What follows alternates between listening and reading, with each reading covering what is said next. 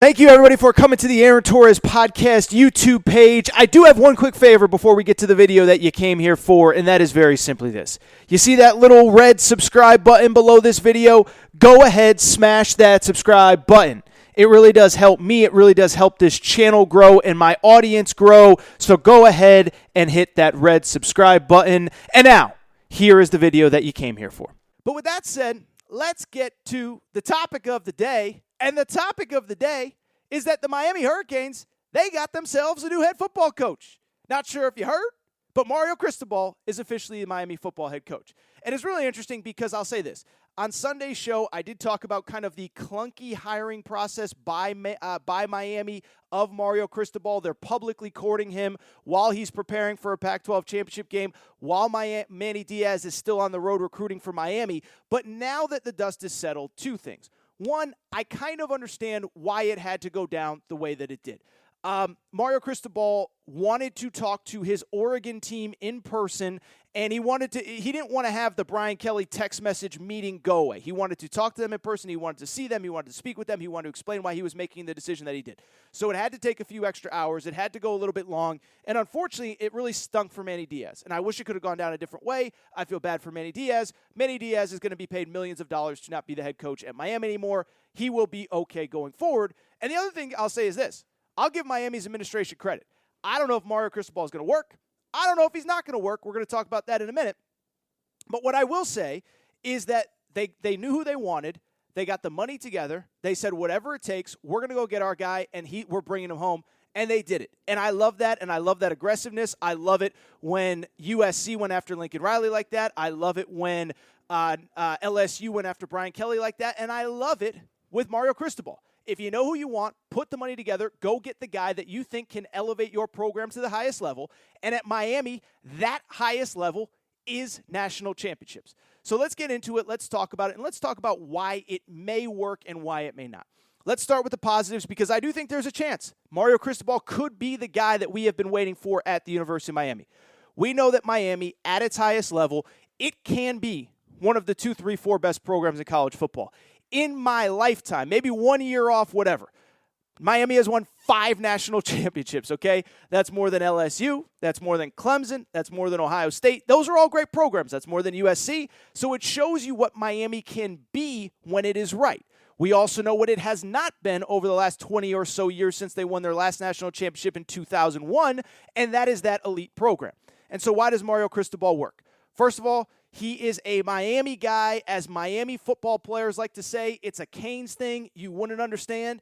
And I will say, Miami is just a little bit different, okay? It's not good. It's not bad. It is just a different kind of deal. And it is a program that really, they thrive. I don't even know how to properly say it, okay? But it is just different. Mario Cristobal is one of them, and I do believe that's important. Now, what I will say is Miami has had other guys with Miami ties during kind of this cold streak of the last 20 years. Randy Shannon played at Miami. He was an assistant coach at Miami. He didn't work. Manny Diaz didn't play at Miami, but he is from Miami. He knows the city well. It did not work. So Mario Cristobal playing at Miami, being a former assistant coach at Miami, I'm not saying that guarantees he is going to have success, but I do believe that he has kind of a resume that none of those other guys have had. He played at Miami. He coached at Miami. He has recruited Miami for the past 20 years. And on top of that, oh, by the way, he has essentially built a program himself from the ground up at Oregon to the fringes of a playoff/national championship contender. And so that's why I think it'll work. And I think with Manny Diaz, with Mario Cristobal, what I'll say is this. I think there is so much focus on him being a former player. Well, he played in the late 80s and early 90s, and I do think that's important. I am telling you, I have talked to several former Miami players over the course of the last 3, 4, 5 days.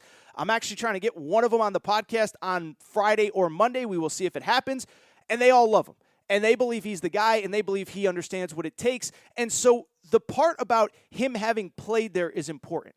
What I don't think people realize, though, is the resume that he has as a coach in the Miami area and at Miami specifically. After his playing career, he was a GA at Miami during the early run of Butch Davis before they won a national championship in 2001, okay?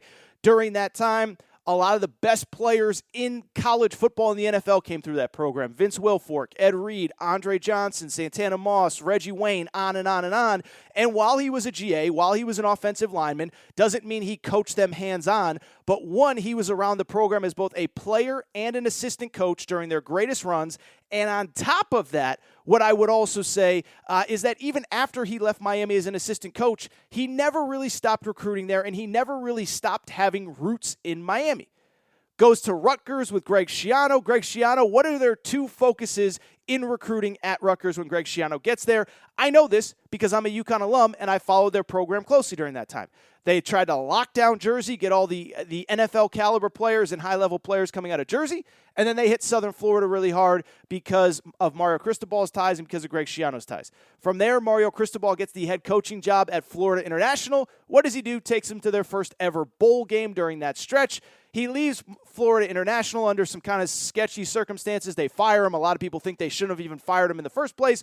What does he do? He ends up at Alabama, where he recruits Miami, and of course at Oregon as an assistant coach and then as a head coach. And even when he was at Oregon, he continued to recruit the Southern Florida area, and that is important as he goes home.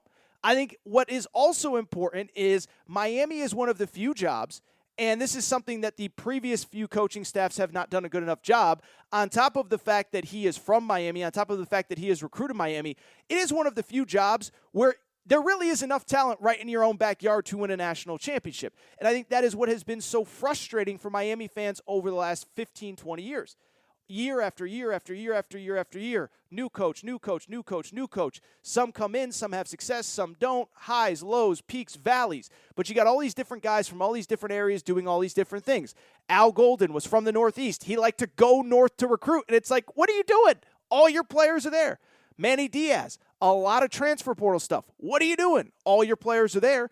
And in the process, the last 15 years, there have been a lot of really good players from the Miami area that could have gone to Miami that just simply got overlooked or were not interested in the program.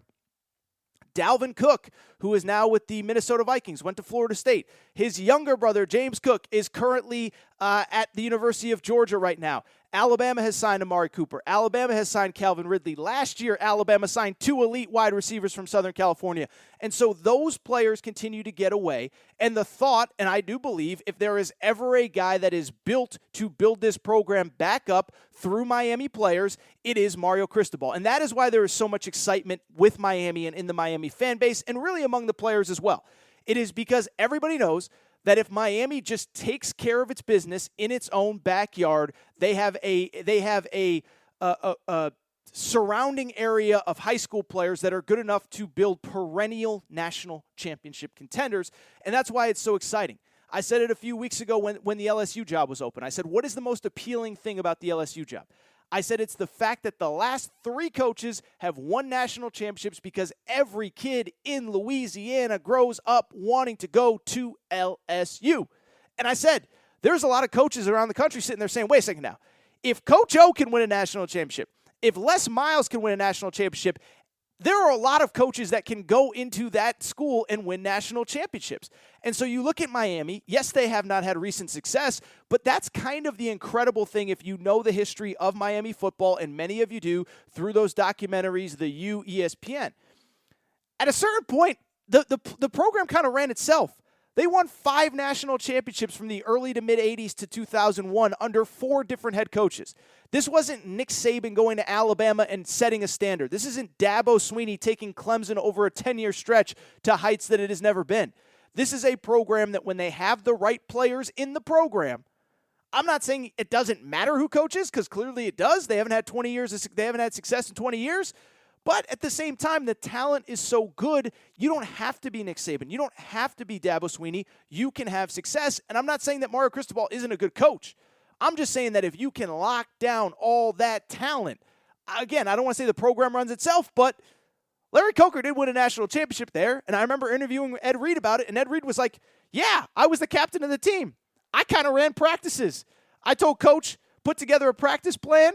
I can teach the DBs. I can handle punishment. We'll take it from here, Coach. And that is how good Miami can be at its best, just like, again, LSU, where I don't want to say Coach O had nothing to do with it. I don't want to say Joe Brady had nothing to do with it.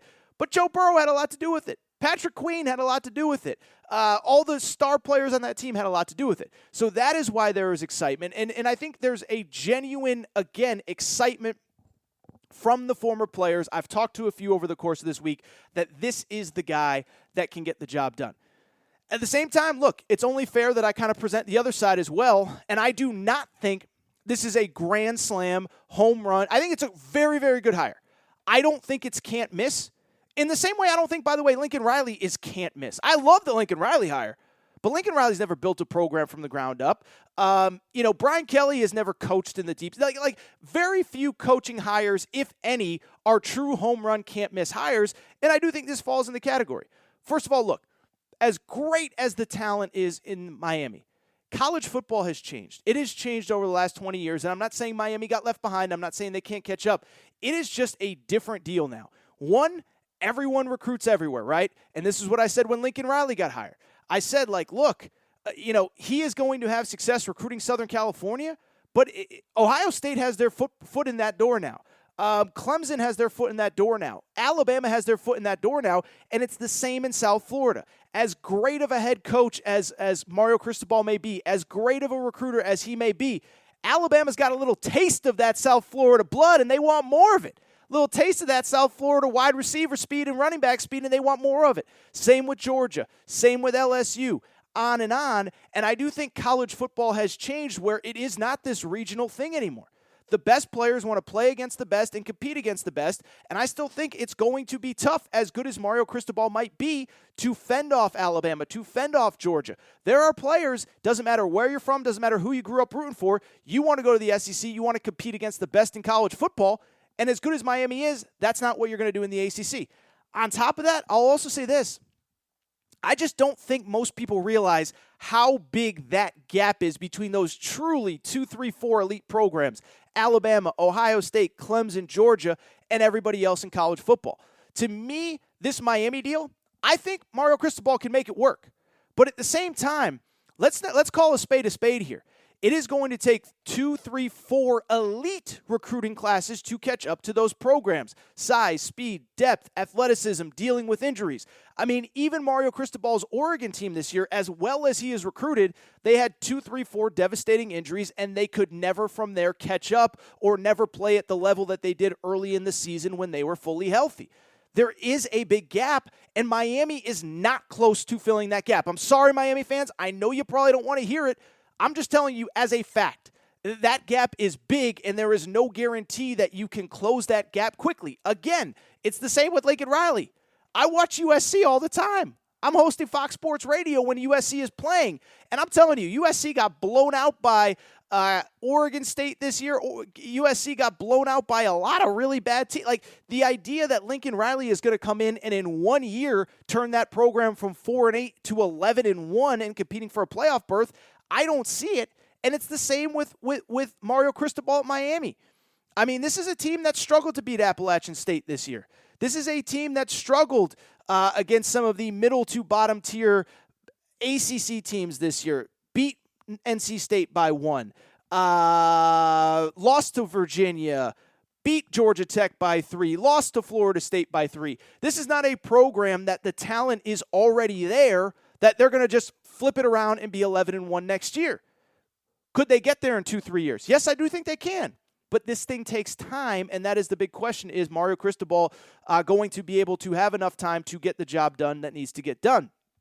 I would also say Clemson's a real thing. Like you're not bringing home Mario Cristobal and paying him $8 million a year to finish second in the ACC and finish in the top 10 or top 15 nationally and win 10 games, go 10-2.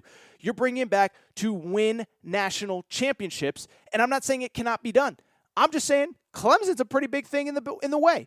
And maybe once we get to a 12-team playoff, maybe the calculus changes. Maybe you don't have to win the ACC every year, and if you get into the playoff, you have enough talent to actually win the thing. But I'm just not saying it's not going to be easy. And then finally with Mario Cristobal, and I do think this is important, I think he's a good coach. Do I think he's like elite though? I don't know if Mario Cristobal is elite. I mean, let's just think about Mario Cristobal's resume. And I've talked a lot about this. He was the head coach at Oregon. I thought he did a really good job at Oregon. I'm not saying he didn't do a great job at Oregon, but you take over for Willie Taggart, you go 9-4, great. 12-2 in 2019, 4-3 in a COVID year last year, 10-3 this year. And while those are great numbers. I mean, he went 35-13 as the head coach at Oregon, and his last 2 full seasons, he went 22-5. Those are great records. What I would also say is this. He lost some games he shouldn't have lost. He went into November twice in his time at Oregon with a chance to make the playoff and lost as in games that if you're a true playoff contender, let alone a national championship contender, you got to win. 2 years ago, go on the road at ASU, lose that game. This past year, Utah, I know they were a slight favorite, but you lose that game. Playoff teams don't lose games on the road in November. You're going to have to play road games in Miami in November, at Miami against other good teams in November.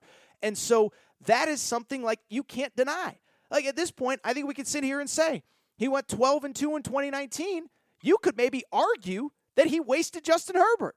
Justin Herbert is one of the best young quarterbacks in the league, and you go 12-2, you win the Pac-12, but could you have done more with a talent the caliber of Justin Herbert? I don't know. And then this year, again, you go into the final month of the season sitting at 9-1, have a chance to close out strong, have a chance to compete for a playoff berth, and instead you lose to Utah on the road before getting crushed in the Pac-12 championship game.